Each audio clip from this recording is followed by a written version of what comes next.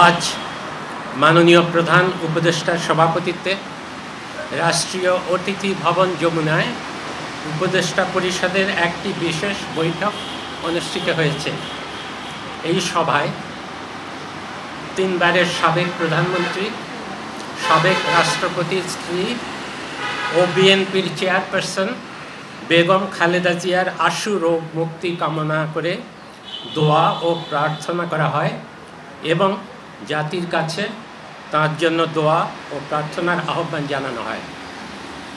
সভায় বেগম খালেদা জিয়ার বর্তমান শারীরিক অবস্থা বিবেচনায় হাসপাতালে তার নির্বিঘ্ন চিকিৎসা, প্রয়োজনে উন্নত চিকিৎসার জন্য বিদেশে নিয়ে যাওয়ার পরিকল্পনা, তার নিরাপত্তা ও যাতায়াতের সুবিধা এবং উচ্চ মর্যাদা বিবেচনায় তাকে রাষ্ট্রের অতি গুরুত্বপূর্ণ ব্যক্তি ভিভিআইপি ঘোষণা করার সিদ্ধান্ত নেওয়া হয়। এই সিদ্ধান্ত অবিলম্বে কার্যকরের জন্য সংশ্লিষ্ট সকল সংস্থাকে নির্দেশনা প্রদান করা হয়।